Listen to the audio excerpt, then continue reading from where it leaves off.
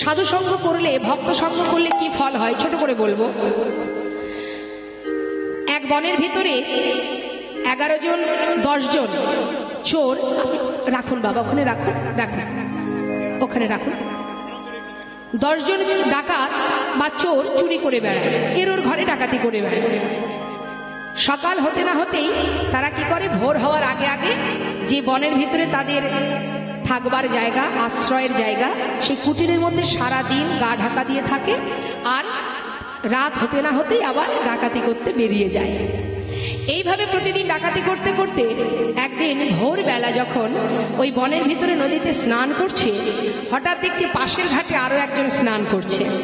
এবার দেখবেন মা, নিজে তো ডাকাত, এবার ঠিক একই সময়ে সেও স্নান করছে, মনে মনে ভাবছে তবে কি ও আমার মতো আর একজন, তা ও কার বাড়ি থেকে ডাকাতি করবে, চল যাই আমরা সাক্ষাৎ করে আসি। দল বেঁধে তার কাছে গেছে, যাওয়া মাত্রই সামনে গিয়ে উপস্থিত, এই যে বন্ধু কার বাড়ি থেকে ডাকাতি করলে? তখন সে করজোড়ে বলছে, দেখো বাবা আমি তো কোনো ডাকাত নই, আমি সাধু সন্ন্যাসী মানুষ, ভোরবেলা এসেছি স্নান করতে, ঘরে গিয়ে ভগবানের সেবা করব। যেই না বলেছে মনে মনে চিন্তা করছে তাহলে এ তো সাধু, এ তো ডাকাত নয়, কিন্তু একে যদি এখন ছেড়ে দিই তাহলে ও নিশ্চয়ই গ্রামে গিয়ে জানিয়ে দেবে যে এই বনের ভিতরে 10 জন ডাকাত আছে, একে তো আর ছাড়া যাবে না। তাহলে কি করা যায়, হয় ওকে প্রাণে মেরে ফেল, আর না হলে নিজেদের দলে ভিড়িয়ে নে। হরি বল।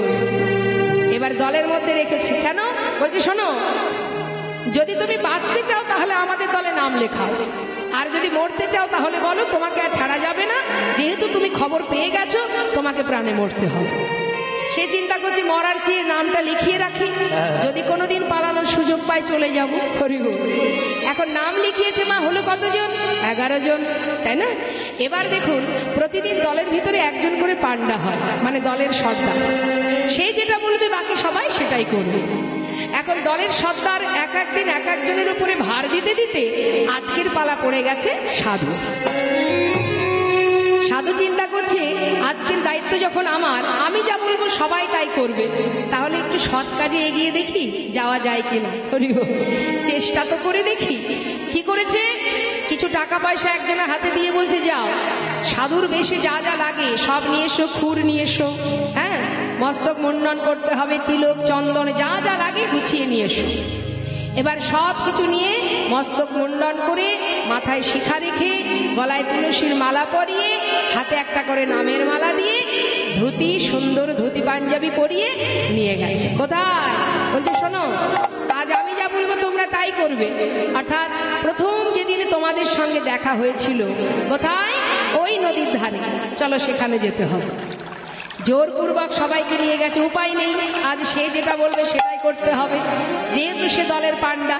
এবার নদীর ধারে নিয়ে গিয়ে সবাইকে এক সারিতে বসিয়েছে, বসিয়ে বলছে আমি যা বলবো তোমরা তাই বলবে। কি না, আমার সঙ্গে সবাই মিলে নাম কর, নাম গাইতে হবে। হ্যাঁ সবাই মিলে একটু গাই।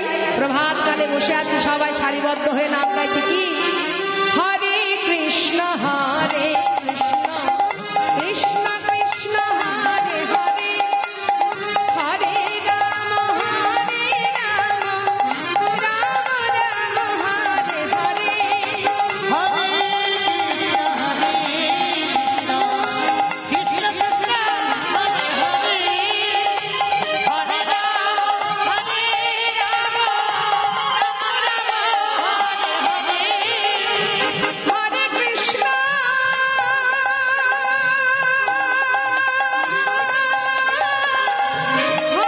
কৃষ্ণ কৃষ্ণ কৃষ্ণ হরে হরে, হরে রাম হরে রাম, রাম রাম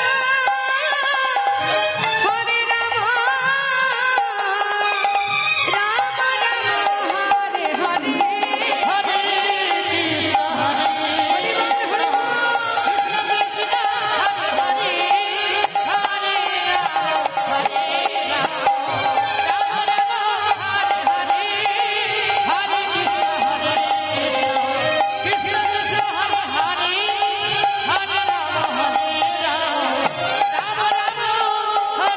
হরে, প্রভাত কালে এমন সুন্দর হরিনাম শুনে সেই এলাকার রাজকন্যা তিনি দাস দাসী নিয়ে আজ মনের শখে মানে শখ হয়েছে, হ্যাঁ মনে আশা হয়েছে নদীতে স্নান করবে, তাই রাজকন্যা আসছে দাসী নিয়ে স্নান করতে। স্নান করতে এসে দেখছে নদীর ধারে এক সারিবদ্ধে 11 জন সাধু বসে বসে প্রভাতী সুরে হরিনাম করছে। মনের মধ্যে ভক্তি জন্মালো বাবা, ছুটে গিয়ে চরণে সবাইকে প্রণাম করলেন। ভাবুন নামের গুণে কি হতে পারে, আজ ডাকাতের দল প্রণাম পেলেন, রাজকন্যার প্রণাম। প্রণাম করে বললেন সাধু বাবা, আজ আমার মনে বড় বাসনা আপনাদের মধ্যাহ্নে সেবা দেব। হরি বল হরি বল। রাজার বাড়ির খাওয়া দাওয়া সে কি যেমন তেমন হতে পারে? ঠিক দুপুর হতে না হতেই রাজকন্যা সমস্ত বৈষ্ণব সেবার আয়োজন করলেন। আর 11 জন মানে 10 জন ডাকাত আর একজন সাধু দল বেঁধে সাধুর বেশি যাচ্ছে। যাওয়া মাত্রই চরণ ধৌত করলেন। চরণ ধৌত করলেন, করবার পর আসন পেতে বসতে দিয়ে একটা করে সোনার থালার গ্লাস সামনে যেই না সাজিয়ে দিয়েছে, মা স্বভাব যাবে কোথায়। মনে মনে চিন্তা করছে, বাবা সারা জীবন ডাকাতি করেও কোনোদিন সোনার থালা গ্লাস চোখে পাইনি, আরে সাধু সঙ্গ করলে বুঝি আরো কিছু পাওয়া যায় না। এবার সোনার থালা গ্লাস পেতে দিয়ে রাজভোগ খেতে দিয়েছে, যা কখনো পাইনি, জোটেনি। সেবা করেছে উদার পরিপূর্ণ করে। থালা গ্লাসগুলো কি করবে, সে তো আর এটো থালা গ্লাস ফিরিয়ে নেবে না, রাজা নেবে না, যার যার ঝোলার মধ্যে ঢুকিয়ে নিয়েছে। এবার বৈষ্ণব সেবার পরে দক্ষিণা দিতে হবে। বাবাকে বললেন, বাবা কি সেবার দক্ষিণা দেব কি? যাও মা, অনেক মূল্যবান রত্ন আছে, হিরে জহরত, যা পারো যত পারো বৈষ্ণবদের দিয়ে দাও। একটা পাত্রে করে যখন দামি দামি রত্ন নিয়ে হাজির, তখন একে অপরকে বলছে, এদিকা একদিন সাধু সঙ্গ করে যদি এত কিছু পাওয়া যায়, তাহলে সারা জীবন সাধু সঙ্গ করলে নিশ্চয়ই এর থেকে ভালো কিছু পাওয়া যাবে। সত্য কথা, সারা জীবন সাধু সঙ্গ করলে এর থেকে মূল্যবান সম্পদ পাওয়া যাবে। সে হলো আমার প্রাণ গোবিন্দের যুগল চরণ। নিতাই গৌর হরি বল হরি বল। তাজ আমাদের চোরাকানায় সাধু হয়েছে কেন? রায় সাধুর সঙ্গ পেয়েছে। এবার আমার নিতাই চাঁদ এই সন্ধান নিয়ে, যার কাছ থেকে সন্ধান নিলেন ইনি কে? শ্রীলা মাধবেন্দ্র পুরী গোস্বামী, যিনি আমার নিত্যানন্দ প্রভু দীক্ষাগুরু। তিনি সবই জানতেন, তথাপি আমাদের মতো জীবকে শিক্ষা দিলেন, যদি গৌরচরণ পেতে হয় আগে গুরুচরণ আশ্রয় করো। গুরুর কাছ থেকে সন্ধান নিয়ে যাচ্ছেন। এবার জগা জানা তারণ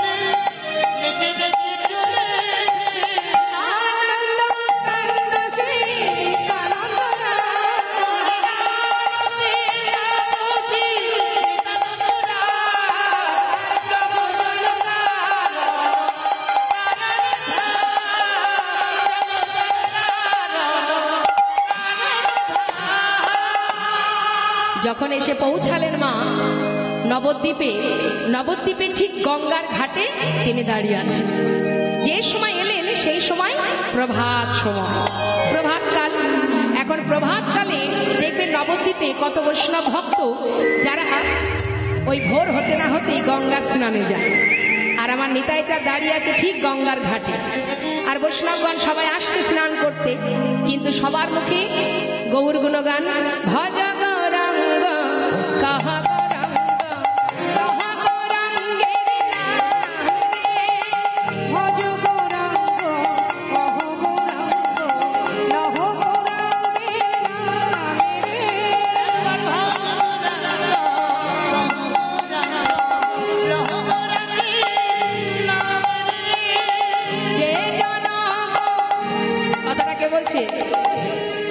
যখন বারবার মুখে বলছে ভজ গৌরঙ্গ কহ গৌরঙ্গ, নিত্যানন্দ প্রভু ছুটে গিয়ে একজনকে জড়িয়ে ধরেছে, এক বৈষ্ণবকে জড়িয়ে ধরে বলছে যে জন গৌরঙ্গ ভজে সে হয় আমার প্রাণ রে, যে জন গৌরঙ্গ ভজে, যে জন গৌরঙ্গ ভজে সে হয় আমার প্রাণ রে, ভজ গৌরঙ্গ কহ গৌরঙ্গ, হরি বল আমি রে ভজ গৌরঙ্গ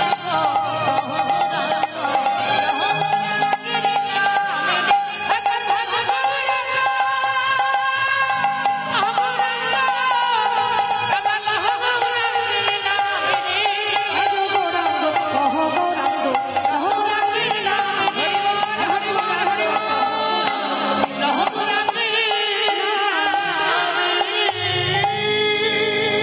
গঙ্গার ঘাটে দেখা, সঙ্গে সঙ্গে যাকে জড়িয়ে ধরলেন বললেন তুমি কে?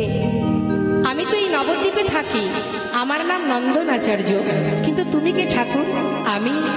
আমাকে তুমি চিনবে না, আমি বৃন্দাবন থেকে আসছি। আচ্ছা, আমাকে একটু তোমার ঘরে জায়গা দেবে? নিশ্চয়ই নিশ্চয়ই দেব ঠাকুর। তাহলে একটু স্নান করে আসি। স্নান করে নন্দন আচার্যের ঘরে চলে গেলেন আমার নেতাই চাঁদ। সুন্দর তুলসী বন দেখে মনের আনন্দে বলে উঠলেন, আচ্ছা নন্দন, তোমার ঘরে আমার একটু থাকবার জায়গা, কিছু খেতে দেবে?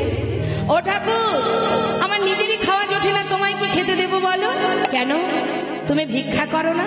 করি, কিন্তু কেউ তো আমায় ভিক্ষা দেয় না, তাই তুলসী পত্র আর গঙ্গার জল প্রভুকে নিবেদন করে সেটাই সেবা করি।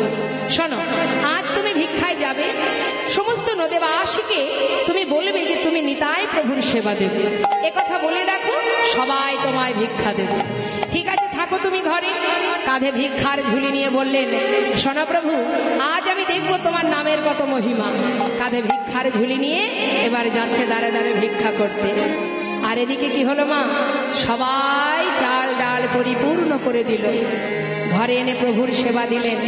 সেবা দিয়ে বলে, প্রভু তোমার কাছে আমার একটা বাসনা আছে, যতদিন তুমি তোমার ভাইকে না পাবে, কথা দাও আমার ঘর ছেড়ে তুমি যাবে। বেশ, এই কথাটা কেন বললেন না, নন্দন আচার্যের মনে বাসনা নিতাই গৌরের প্রথম মিলন যেন আমার ভাঙা কুঠিরে হয়। হরিবল হরিবল হরিবল। এদিকে গৌর হরি তিনি স্বপ্নের মধ্যে দেখলেন যে নবদ্বীপে এক মহাপুরুষের আগমন ঘটেছে। তিনি মনে মনে ভাবলেন সে আমার দাদা ছাড়া আর কেউ নয়। তাই সমস্ত ভক্তগণকে বললেন, চলো ভক্ত, আজ আমি স্বপ্নে দেখেছি কি এক মহাপুরুষ এসেছে এই নবদ্বীপের মাঝে, সে হলো আমার দাদা, আর আমি সেই দাদার সন্ধানে যাব। তালধ্বজ রথে এক সংসারের সার, আসিয়া রহিল রথ আমারও দোয়ার, আসিয়া আমার সনে হাসি কথা কয়, বলে তোমাতে আমাতে কাল হবে পরিচয়। তাই চলো ভক্ত, সবাই আমরা খোল করতাল নিয়ে নাম গাইতে গাইতে নদেবাসী দাঁড়ে দাঁড়িয়ে আমরা দেখব কার ঘরে সেই মহাপুরুষ। সবার কাছ থেকে সমস্ত ভক্তগণকে নিয়ে এবারে যাচ্ছে নাম গাইতে গাইতে। আমরা একটু গাইব, সবাই হাত তুলে, সবাই নাম গাইতে গাইতে যাচ্ছি। কোথায় যাব? যেখানে নিতাই চাঁদ আছেন। হ্যাঁ, সবাই গাইব, হরে কৃষ্ণ কৃষ্ণ কৃষ্ণ হরে হরে, হরে রাম রাম রাম হরে হরে, হরে কৃষ্ণ হরে কৃষ্ণ, হরে রাম রাম রাম হরে হরে, হরে কৃষ্ণ কৃষ্ণ কৃষ্ণ হরে হরে, হরে রাম রাম রাম হরে হরে, হরে কৃষ্ণ কৃষ্ণ কৃষ্ণ কৃষ্ণ হরে হরে, হরে রাম রাম রাম হরে হরে, হরে কৃষ্ণ কৃষ্ণ কৃষ্ণ কৃষ্ণ হরে হরে, হরে রাম রাম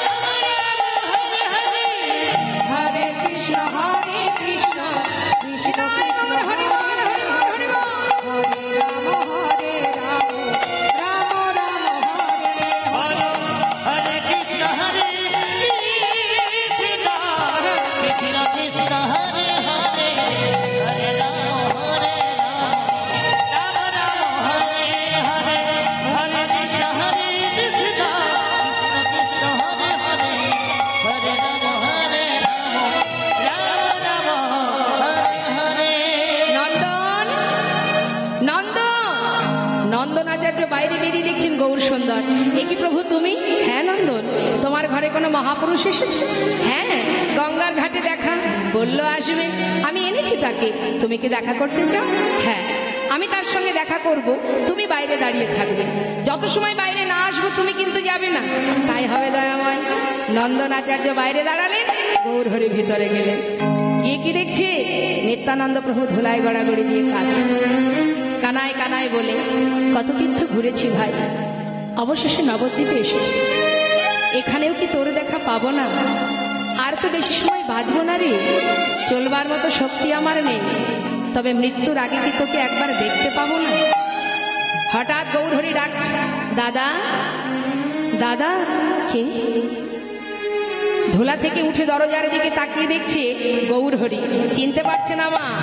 সেই অপরূপ রূপ দেখে নিতাই চাঁদ হা করে তাকিয়ে আছে। বলছি, দাদা চিনতে পারছো না? আমি তোমার কানাই। ছুটে গিয়ে কানাই কানাই বলে বুকের মধ্যে জড়িয়ে ধরেছে। আর যেই না জড়িয়ে ধরেছে মা, গৌরহরি বলছে, দাদা তুমি এমন করে কানাই কানাই বলে ডেকো না। কেন জানো? এই জগতে কেউ জানে না আমি হলাম কানাই। দাদা সবাই জানে আমি নদিয়ার নিমাই। গৌরহরির কথা শুনে নিত্যানন্দ প্রভু বলছে, তাহলে তুই শোন, আমাকেও কেউ চেনে না যে আমি ব্রজের বলরাম। সবাই জানে আমি পাগলা নিতাই। সে কি দাদা, তুমিও নাম বদলেছ? বেশ, তাহলে চলো দাদা, বাইরে অনেক ভক্ত আছে, তাদের সঙ্গে তোমার সাক্ষাৎ করাই। যেই না বাইরে গেছে মা, বাইরে গিয়ে দেখছি কি নন্দন আচার্য দেয়ালে কান পেতে শুনছে। কি শুনছে? বলছে, ও প্রভু তুমি ভিতরে যেতে নিষেধ করেছো, শুনতে তো নিষেধ করনি। আমি সব শুনে ফেলেছি। কি শুনেছ?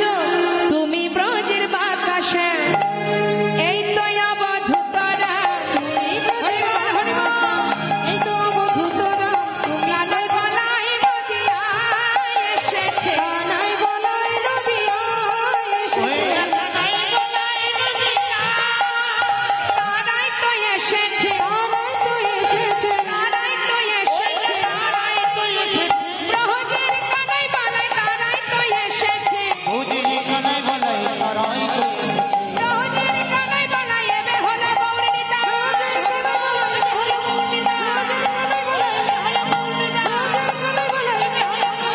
তারাই তো এসেছে, কানাই গলায় নদিয়ায় এসেছে, কানাই গলায় নদিয়ায়। দুই ভাই এলো, একে অপরকে জড়িয়ে ধরলো। মা সচিমা জানতে পারলেন। মা সচিমা যখন জানতে পারলেন নন্দন আচার্যের গৃহে তার বড় ছেলে বিশ্বরূপ এসেছে, ছুটতে ছুটতে পাগলিনীর ন্যায় মা মা ছুটে এলেন, দুই সন্তানকে কোলে নিলেন। আর নন্দনের গৃহে নিতাই গৌর দুই ভাইয়ের মধুর মিলন হলো। জয় নিতাই। লীলা আমাদের এবার বিশ্রাম রাখো। এরপর আমাদের সুরজিৎ আসছে, আপনাদের মধুর মধুর কৃষ্ণ কথা হরি কথা শ্রবণ করাবে।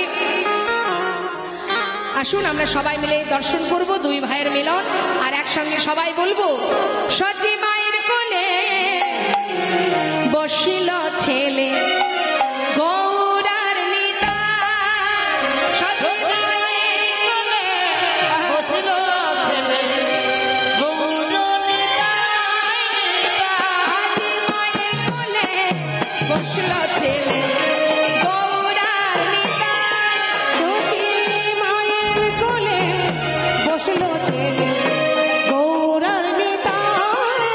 এবার ভক্তগণে বদন হেরে হরি গুণ গায়, ভক্তগণে বদন হেরে হরি গুণ গায়, গুণ গায়। মায়ের কোলে বসিল ছেলে গৌরার নিতাই।